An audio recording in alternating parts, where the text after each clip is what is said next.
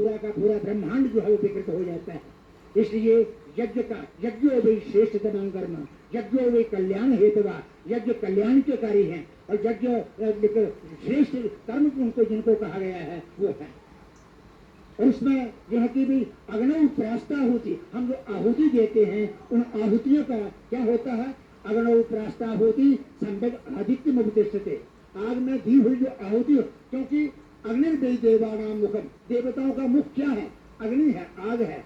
और वह अग्निर्वै देवानाम मुखम इस प्रकार की बात कह करके अग्नौ प्रास्ताहुति, आग में दी हुई आहुति जो है सम्यक आदित्य मुपतिष्ठते, वो सीधी की सीधी आहुति सूर्य के पास जाती है। और आदित्य जायते वृष्टि, आदित्य से बारिश होती है, वृष्टि रन्नम, बारिश से अन्न होता है और ततः प्रया, उसके बाद प्रया होती है।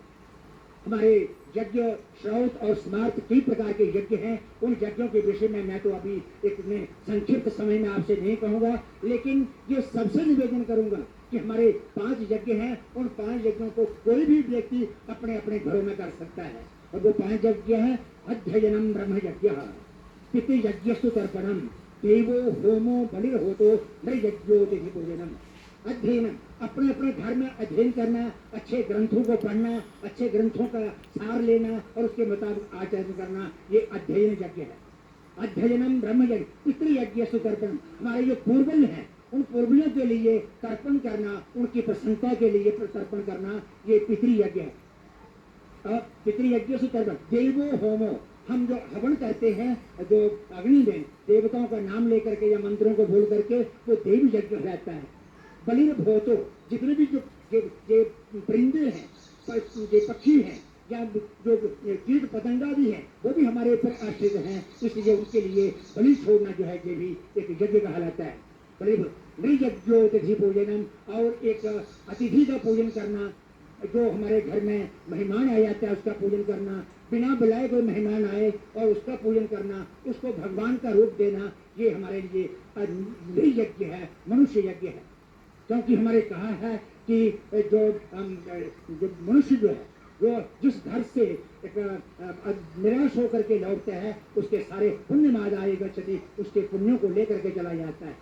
मैं अधिक नहीं कहता हुआ आपसे यही निवेदन करूंगा कि ये 5 यज्ञ कोई भी व्यक्ति अपने अपने घरों में सभी कर सकते हैं और वो उस यज्ञ का फल आप भली प्रकार से प्राप्त करेंगे। आज जिस दरबार में आप बैठे हुए हैं, ये दरबार अब जगत जननी का है। ये ऐसी जगत जननी है जो पूरे संसार की अधिष्ठात्री देवी है, जो आद्या है, जो जिसके द्वारा ये पूरा का पूरा सृजन किया गया है। ये भगवती आप सबका कल्याण करे और जो प्राकृतिक प्रकोप है, प्राकृतिक प्रकोप दूर होते जाएं। क्योंकि भगवान किसको कहते हैं? भगवान किस क्या नाम है? उत्पत्तिम प्रलयम जैव भूतानां मगधे गति विद्याम अविद्यांच सभाज्यो भगवान इति। जो उत्पत्ति को जानता है, संसार की उत्पत्ति कैसे हुई, उत्पत्ति प्रलय, और जो प्रलय को जानता है कब प्रलय हुई थी, अब कब प्रलय होनी है, जो जिसको जानता है। भूतानाम, ये प्राणी हम लोग कहाँ से आए और हमने कहाँ जाना है, जो इस प्रकार की बात को जानता है। विद्याम अविद्यांच, जो विद्या को जानता है, जो अविद्या को जानता है, सौभाग्यो भगवान की, उसको भगवान कहते हैं। और ये भगवती ऐश्वर्य से समग्रस्य धर्मस्य यशस्या वैराग्यस्य सत्यस्य क्षण्णाम भग इति यते भगमस्यास्ति भगवती, भग इति ऐश्वर्य नाम। ऐश्वर्य जिसके पास है, और वो कैसे ऐश्वर्य है कि जितने भी प्रकार के ऐश्वर्य हैं और धर्म जितने भी प्रकार के हैं, यश जितने प्रकार धर्म और धर्म से जैसा से वैराग्य से और वैराग्य और सत्य, इसको जो जिसको इनकी इज्जतता को जो जानती है वो भगवती है। और उस भगवती के द्वार में आप आए हैं। और मैं ये कहूंगा कि इसी शब्द के साथ साथ मैं ये कहूंगा ऐश्वर्य से समग्र से धर्म से जैसा, और जो हमारी जो प्रकृति है, ऐश्वर्य वाचिका प्रश्न, ऐश्वर्य प्राक्षर जो है प्रकृति, प्राक्षर जो है वो ऐश्वर्य वाचक है, ऐश्वर्य वाचिका प्रश्न। कृति सृष्टि वाचिका, क्ताक्षर जो है क्री जो है ये सृष्टि की वाचक है।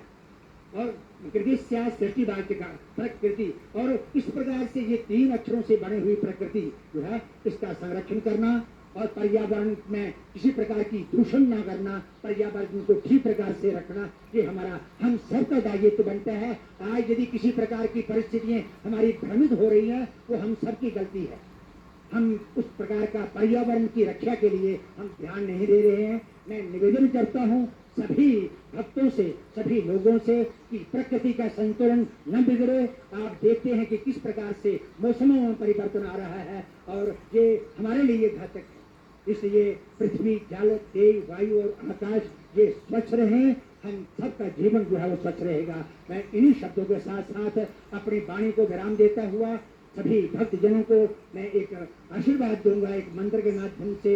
ओम द्रविणोदा द्रविणशस्तुरस्य द्रविणोदासनारस्य प्रजं सत द्रविणोदा वीरवती मिषन् द्रविणोदारास्ते दीर्घमायुः।